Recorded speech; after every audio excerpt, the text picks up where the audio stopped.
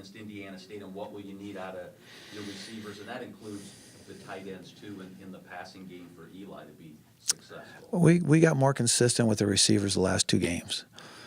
First 2 games were very inconsistent. Last 2 games, we were much more consistent catching the balls, making the tough catches, as well as blocking downfield. So their job is required to block number 1 and catch the ball number 2. And you can't fail at either of those 2 things. So those are the 2 things they've become more consistent at doing. And as of last week, I mean, they were the ones that were really doing a great job blocking downfield for us and making those short runs into long runs. We probably had 2 or 3 runs last week longer than any run last year because of the blocking downfield. So those are the things we needed. And then Trevor was a big part of that too. We sprung him, but then Trevor had the breakaway to make something happen too.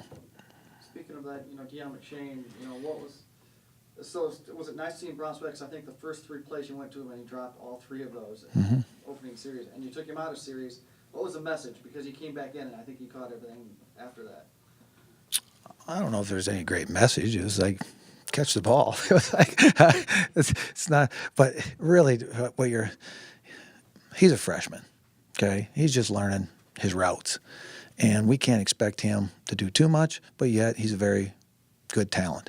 So he had an opportunity for whatever reason, made those drops. So it doesn't hinge on one drop ball. Your career nor your season nor anything doesn't, the result of one intercept or one drop ball. That's been proven already 2 or 3 times this year.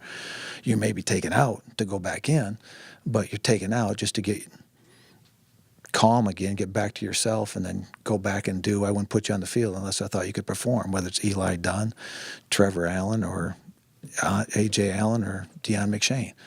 If we get off to a shaky start, you just need to gather yourself, gather your thoughts, gather your focus, and then go back out and perform. It's part of our game. It's what we do every day at practice is try to create a little chaos and get it stirred up, and then bring them back to a calm where they can still make plays during chaos. And there'll probably be a lot of chaos. North Dakota State will create chaos. And how we handle that will be a big factor of it, and there'll be momentum swings like you just said.